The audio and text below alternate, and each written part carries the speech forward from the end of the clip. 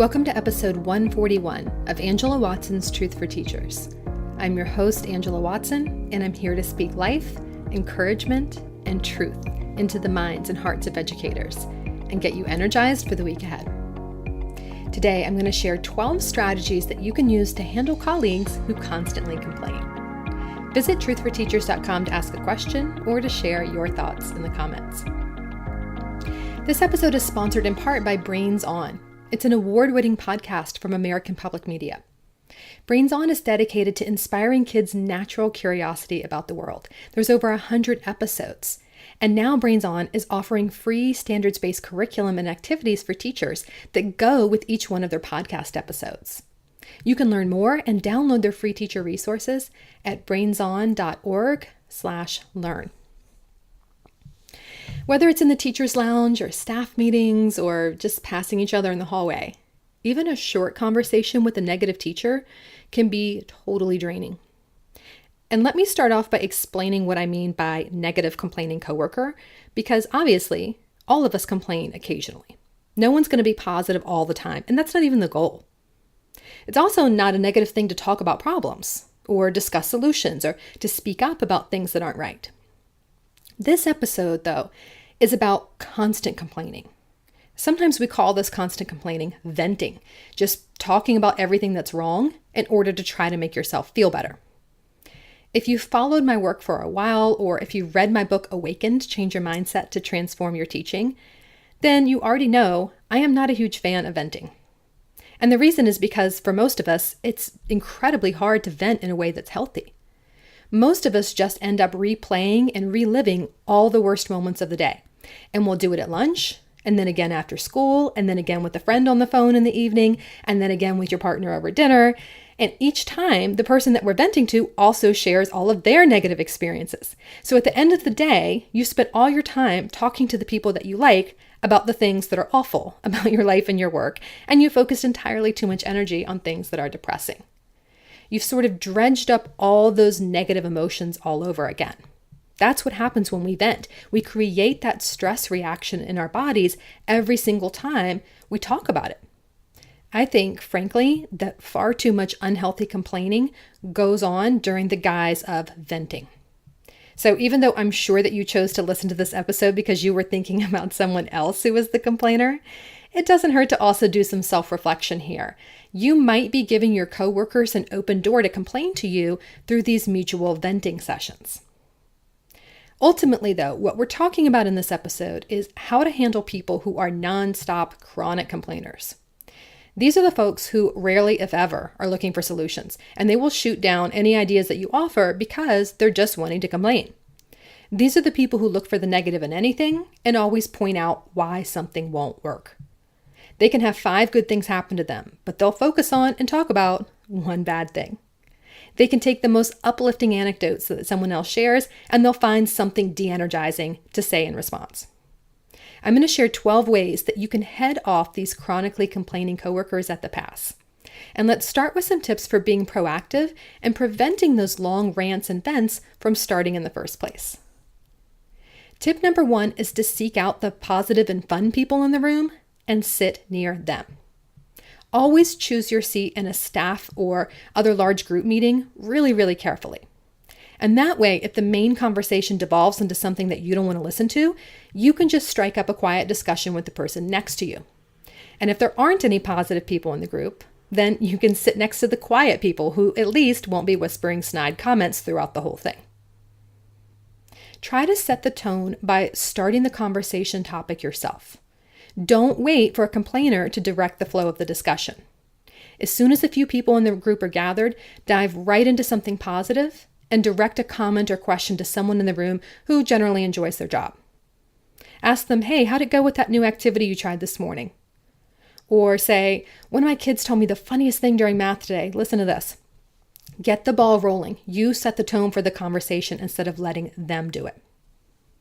Now, this is a lot easier if you can find topics beyond work that you have in common. Talking about outside interests creates a strong bond among coworkers. And even if you're a private person like I am, it's still worth choosing at least one area of your personal life that you are willing to share with your colleagues.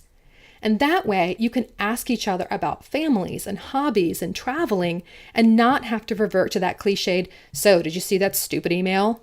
Or, "You won't believe what this kid did today."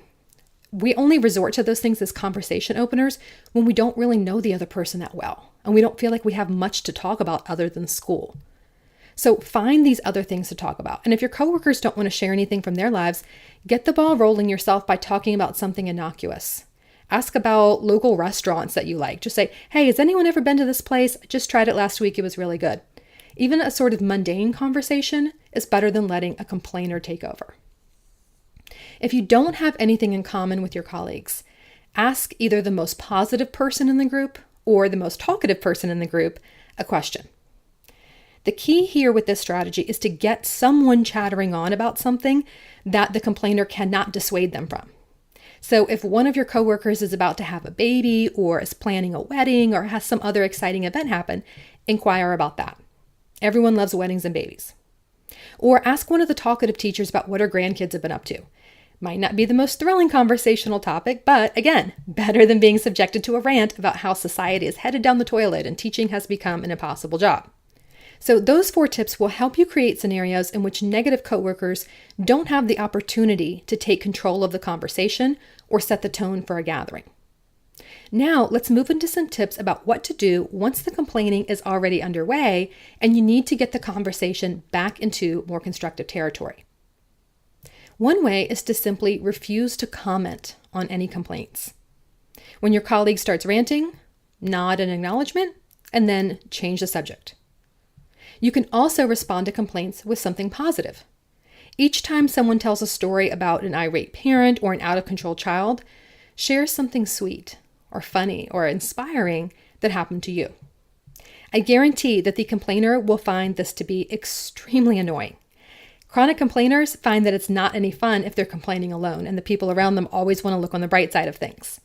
So if you are consistent with this, with either refusing to comment or else turning it around and putting on a positive spin, these complainers will quickly figure out that it is not fun to use you as their sounding board, and they will go elsewhere to vent. That's exactly what you want. It's also important that you don't attempt to validate the complaints. And this can be a tricky one. In team meetings, I used to try to make the complainers feel heard. I thought maybe if I acknowledged their concerns, that maybe they could kind of let it go and we'd be able to move on. But it didn't work that way. I realized that it can be very counterproductive to validate the opinions of people who are just determined to point out everything wrong with the situation and want to just tell you why no idea basically that you have will ever work.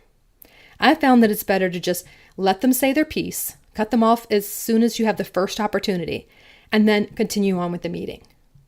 So if you're explaining a new schedule and the complainer says, "Well, that's going to make it impossible for me to teach reading now. I don't know how I'm supposed to do this." Just make eye contact with that person so that they know that you heard them and continue explaining how the schedule is going to be implemented. If they won't let you do that, if they keep interrupting, if it's clear that they just really need to say their piece on this, say, "This will be a challenge." Yes, it is. So let's keep talking about how we're going to be able to make this work. Remember that there's nothing that you can say to convince the chronic complainer that the new system is going to be effective, especially if you have any doubts about it yourself.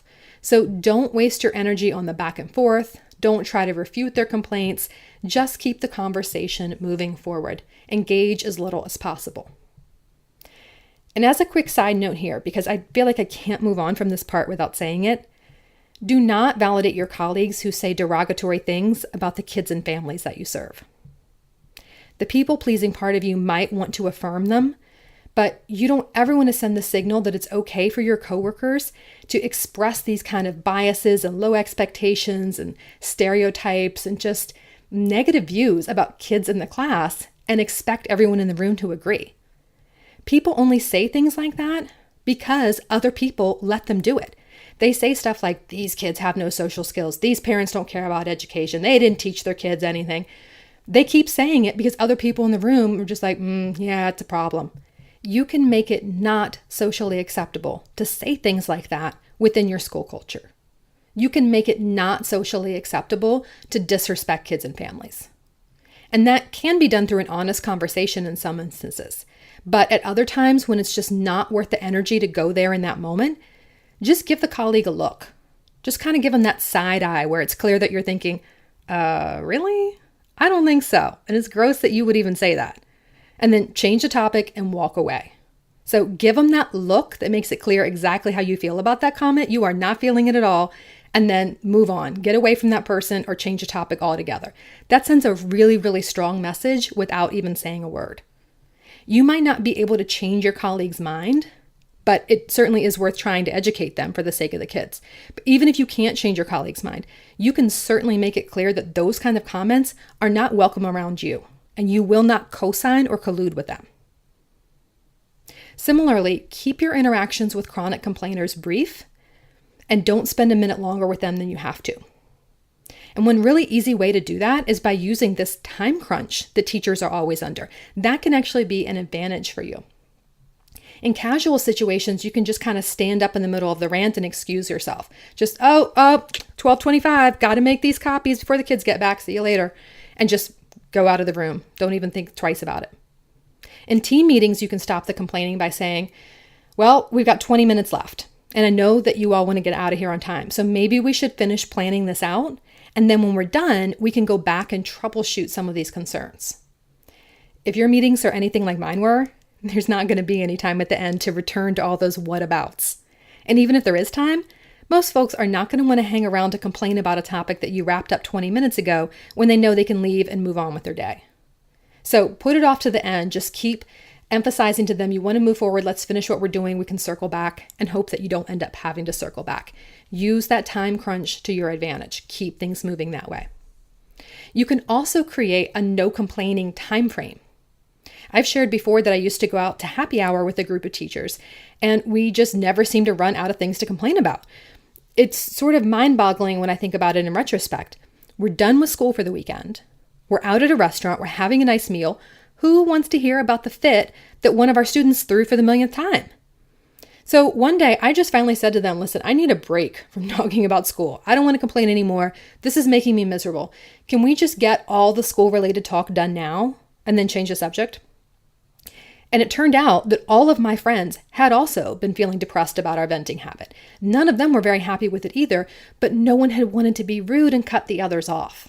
And once we realized that this whole time we had wished that someone had cut the other people off and kind of kept us in check, it became really easy to make sure that we weren't doing that. And it sort of became like our tradition. We would discuss the rumors, we'd complain for about the first 15 minutes or so. And then at some point, someone would say, okay, are we done? That's been about 15 minutes, no more school talk. And it became sort of like a game where we would catch each other accidentally talking about work or complaining and tease each other about having to foot the bill for the table if too many slips were made. You can do that same type of thing in any kind of regular gathering, like your team meetings. Make it your norm that you will vent for the first 5 minutes and just talk about anything that's on anyone's mind, and then get down to business. When you announce that and you create these norms within the group, that makes it clear to everyone when it's okay to complain and vent and when enough is going to be enough. It's also okay to just be blunt about the impact of the negativity on you and draw a really clear and serious boundary. Being around constant negativity can either add to depression or create it to begin with. You can tell the colleagues who are bringing you down, listen, I'm honestly getting really depressed from thinking about all of the stuff here that we're talking about. I need to really keep the negativity to a minimum. So unless there's something that I really need to know, please don't discuss these kinds of things around me. And if you do, don't think that I'm rude, but I'm going to have to walk away because I got to take care of myself and I don't want to get depressed over this. I think you'll find that it is so rare for people to draw boundaries like that around what they will tolerate that it really jars the complainer into being more cognizant of what's happening. When being negative is your normal state, a lot of times you don't even realize how destructive it is anymore unless someone points out the impact that it's having on them. So tell your colleagues you're going to excuse yourself, you're going to leave the room if they talk about negative situations in front of you. And then do it. That's the boundary part. A boundary is the consequence that you control. It's not the demand on others. So you're not expecting other people to change here. You can't control that, and your boundary is not intended to manipulate them into changing. You are simply giving a heads up as to what you will do if you find yourself in a situation that is depressing you and bringing you down. And then you're following through on that. You're not following through to punish your colleagues. You're not trying to shame them. You're just protecting yourself. So tell them, I can't be around it. It's depressing me. I don't want to hear it. Don't talk about it in front of me unless it's something I have to hear. And if you do, I'm going to have to leave. Sorry, don't think that I'm rude. I got to do it. And then make sure you actually follow through. Now, these final 2 tips are related to the most powerful tool that you have for dealing with complaining coworkers, and that is your mindset. The way that you choose to interpret the situation and think about it is going to have a huge impact on how frustrating it feels to you and how much it brings you down. Tip number 10 is to remember that complaints and rude comments are not personal. They're much more of a reflection on the person who is saying them than a reflection on the recipient. So this is really important to remember if people are sort of complaining about you. If a colleague is criticizing something about your teaching or is trying to make you feel inferior, try to let that slide off your back.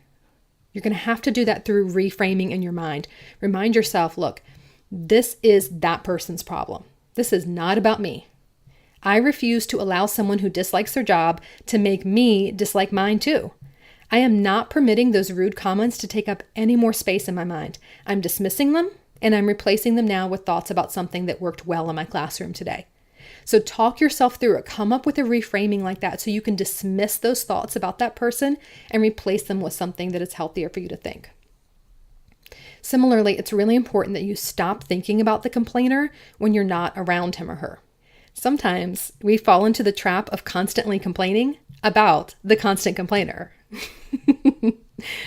It can be very tempting to make jokes about the negative Nellies and anticipate their response to change. Oh no, I can only imagine what she's going to say about this. And just generally give the complainer more consideration than they deserve. Don't give that person the power to impact your mood when they're not even around. Ultimately, those people are not going to help you achieve your goals. They're not going to help you create the impact you want. So you don't want to spend too much of your time and energy focusing on them. Instead, use this final tip. Build a community of people who inspire and uplift you. A good support system starts really just by finding one positive person in your school that you can seek out after a hard day. Just start with one. You can also create or find a personal learning community or personal learning network with teachers on social media and get support there. Most online groups are free. There's tons of them out there. You can also join the 40-hour Teacher Workweek Club. That's my community where you can really immerse yourself with a group of teachers who are committed to being supportive and really solution-oriented in their discussions. Where you get the support is less important than just ensuring that you have other educators that you can go to for advice without worrying that they're going to make you feel more discouraged than when the conversation started.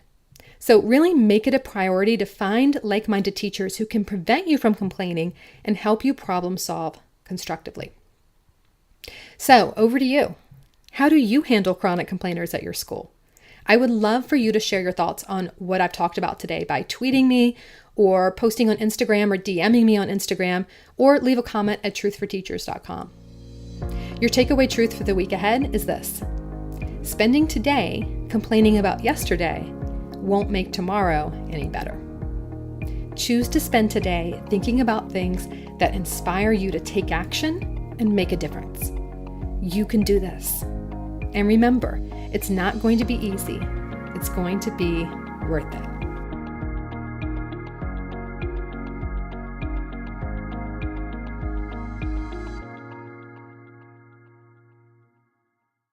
Want more than just a weekly podcast episode from me? I'd love to also send you a weekly message of encouragement via email. I'll reach out each Sunday evening with a short message that's designed to help you feel more prepared and inspired and motivated for the week ahead. It's not a newsletter or a bunch of announcements. This goes out to over 85,000 educators. So I put just as much thought into crafting this weekly written message to my email list as I do into crafting my podcast episodes. And it's entirely unique content that you won't find anywhere else online. Just go to thecornerstoneforteachers.com/subscribe and you can sign up. That's thecornerstoneforteachers.com/subscribe.